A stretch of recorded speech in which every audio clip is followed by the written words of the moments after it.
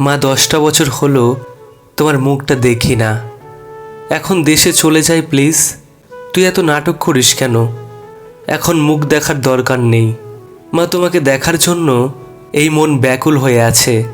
দেশে এসে কি করবি? হ্যাঁ, আরও 3-4 বছর থাক, তোর ছোট বোনটার বিয়েটা শেষ হোক আগে। যাই না মা প্লিজ, আমার আর ভালো লাগে না এই প্রবাস জীবন। আশ্চর্য, তুই দেশে এসে কি করবি শুনি? এতদিনে যত টাকা ইনকাম করেছি ওইগুলা দিয়ে একটা ব্যবসা করব। কিসের টাকা? হ্যাঁ, তোর ওই টাকা আছে নাকি শুনি? নেই মানে? আমি যে 10 বছর টাকা পাঠালাম সেই টাকা কি করলে তোমরা? কি আর করব? তোকে বিদেশে পাঠিয়েছি মানুষের কাছে টাকা ধার নিয়ে, সেই টাকা পরিশোধ করেছি, আবার আমরা খেয়েছি। তোর ছোট ভাইকে একটা বাড়ি করে দিয়েছি। ও, কিন্তু তুমি যে বলেছিলে তোর একটা টাকাও নষ্ট হয়নি, সব টাকা আমাতনভাবে আছে। হ্যাঁ বলেছি। আচ্ছা ঠিক আছে, সমস্যা নেই। মা, তোমার শরীর কেমন আছে? সুস্থ আছে তো? ঠিকভাবে ওষুধ খাচ্ছ তো? হ্যাঁ ভালো আছি। এখন ফোন কাট, পরে কথা হবে। মা, তুমি জিজ্ঞেস করবে না আমি কেমন আছি? বিদেশে কেউ খারাপ থাকে নাকি? সবাই তো ভালোই থাকে, এখানে জিজ্ঞেস করার কি আছে? ও, সেটাও তো একটি কথা। আচ্ছা ফোন রাখ, কাজে যা এখন। মা, আরেকটু কথা বলি না প্লিজ? আমার ফোন কাটতে ইচ্ছে করছে না। বলি না আরেকটু কথা? তোর কোনো কাজ নেই দেখে আমারও কাজ নেই? ও মা, এমন করো না। তোমার সন্তানের সাথেই তো কথা বলছো, বলো না আরেকটু কথা। ছেলের এই কথাটি শেষ না হতেই মোবাইলটি টু টু টু করে কেটে যায়। আর বুঝার শেষ নেই ছেলের যে মা অতিরিক্ত হয়েছে, তাই ফোনটি কেটে দিয়েছে। মন খারাপ করে ছেলে কাজে চলে যায়। তো কাজে এসে দেখে আজ পাম অয়েল তেলের গাছ পরিষ্কার করতে হবে। মন দিয়ে গাছটি পরিষ্কার করছে, হঠাৎ একটি মারাত্মক বিষধর সাপ বের হয়ে তার পায়ে কামড় দেয়। ছেলেটি বুঝতে না পেরে কাজ করেই যাচ্ছে। যখন সেই সাপের বিষটা পুরো শরীরে বিস্তার হয় তখন ছেলেটি বুঝতে পারে তাকে সাপ কামড় দিয়েছে। কিন্তু সেই সময় আর ছেলেটির কিছুই করার ছিল না। এর ঠিক 10 মিনিট পরেই মারাত্মক বিষের প্রভাবে ছেলেটি মারা যায় সেখানেই। এরপরে কিছু প্রবাসী তার ফোনে মায়ের ফোনে কল দেয়। ফোনটি রিসিভ করার সাথে সাথেই ওই দিক থেকে আওয়াজ আসছে, এই তোকে বলেছি না এত ফোন দিবি না? বিদেশে সুখে আছিস তো? কাজ কাম নেই তেমন, সব সময় ফোন দিতে হবে দেশে? এই কথাটি শুনেই একজন ওই পাশ থেকে বলে ওঠে, মাসিমা আপনাকে কেউ আর ডিস্টার্ব করবে না। আপনার টাকা বানানোর মেশিনটা আজ পরিপূর্ণভাবে নষ্ট হয়েছে। আপনার সন্তান মারা গিয়েছে, আমরা লাশ পাঠানোর ব্যবস্থা করছি। অন্তত তার মৃতদেহটাকে দেশের মাটিতে কবর দেবেন। কি হয়েছে আমার ছেলের? আপনার সন্তান আর এ পৃথিবীতে নেই, ওকে সাপে কামড় দিয়েছিল, সেখানেই মারা গিয়েছে। এই কথাটি শুনেই মা কান্না করতে থাকে। আর এদিকে কিছু প্রবাসী মিলে তার মৃতদেহটাই টেপ পেঁচিয়ে দেশে পাঠিয়ে দেয়।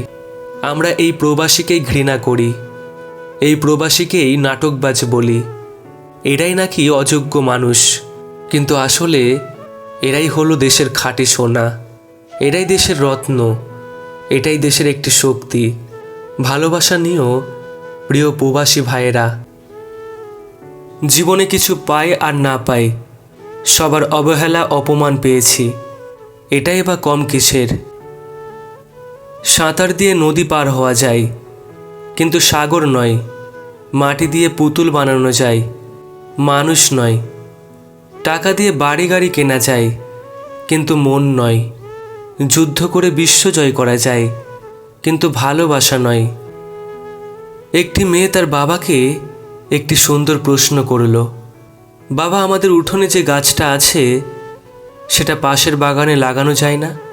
মা, ওটা 4 বছর পুরনো গাছ, নতুন মাটিতে মানিয়ে নিতে পারবে না। মেয়ে, চোখে জল, তোমার আঙিনায়ও তো একটা চারা গাছ এখন 22 বছর পুরনো হয়ে গেছে, সে কিভাবে নতুন জায়গা মানিয়ে নিয়ে বাঁচবে? বাবা, কিছুক্ষণ ভেবে, এই শক্তি পৃথিবীতে একমাত্র মেয়েদেরই আছে। তাই তো তারা কল্পবৃক্ষের সমান, যে নিজের নতুন জায়গায় মানিয়ে সারা জীবন অন্যের জন্য বাঁচে। নীরবতা কোনো পরাজয় নয়, নীরবতা হলো প্রিয় মানুষটাকে কিছু বোঝাতে গিয়েও বোঝাতে না পারার ব্যর্থতা। নীরবতা হলো প্রিয় মানুষটার কাছ থেকে পাওয়া অবহেলা। নীরবতা হলো প্রিয় মানুষটার মুখ থেকে শোনা নিজের সম্পর্কে কিছু কটু বাক্য। নীরবতা হলো প্রিয় মানুষটাকে মনের কথা বলতে গিয়েও বলতে না পারার যন্ত্রণা। নীরবতা হলো সহ্য না করতে পারা কিছু অজানা ব্যথা। নীরবতা হলো প্রিয় মানুষটার দিনের পর দিন চাপা অভিমান। নীরবতা হলো কিছু প্রশ্নের না পাওয়া উত্তরের অপেক্ষা। নীরবতা হলো দোষ না করেও দোষী সাব্যস্ত হওয়ায় একরাশ বেদনা। নীরবতা হলো জীবনের চরম অসহায়তা। দেহের মৃত্যু হলে সবাই কাঁদে, কিন্তু মনের মৃত্যু হলে নিজেকেই কাঁদতে হয়। জীবনে এমন কাউকে ভালোবাসো যে আপনাকে ভালোবাসতে না পারলেও সম্মান করবে।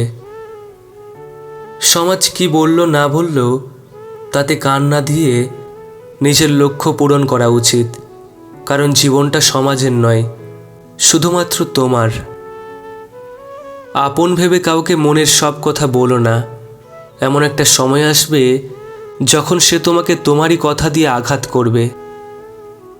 যারা প্রকৃত সুন্দর তারা কখনোই নিজেদেরকে নিয়ে অহংকার করে না।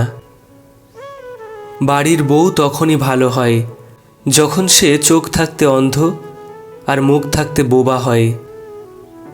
বদলে যাওয়াটা হয়তো সবাই দেখে, কিন্তু বদলে যাওয়ার পেছনে কারণটা কেউ দেখে না। আবেগের বশে হঠাৎ করে কোনো ভুল কাজ করে বসো না। ভাবিয়া করিও কাজ, করিয়া ভাবিও না।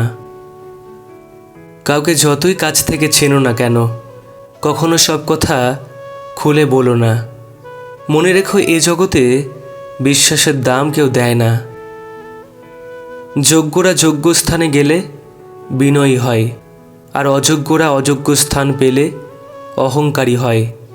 প্রত্যেকের জীবন আলাদা, প্রত্যেকের লড়াই আলাদা, প্রত্যেকের স্বভাব আলাদা। তাই সবার কাছে একই মানসিকতা আশা করাটাই ভুল। মৃত্যুর পর যম যখন আমায় জিজ্ঞেস করবে জীবনে সব থেকে সুন্দর কি দেখেছ, তখন আমি তোমার নাম বলবো, মা। যারা জল দিয়ে স্নান করে তারা শুধু কাপড় বদলায়, যারা ঘাম দিয়ে স্নান করে তারা পরিবারের ভবিষ্যৎ বদলায়। চলার পথে অনেকের সাথে পরিচয় হয়, এদের সবাই কিছু না কিছু শিখিয়ে দিয়ে যায়। কেউ হাসতে শেখায়, আবার কেউ কাঁদতে শিখিয়ে দিয়ে একা করে চলে যায়।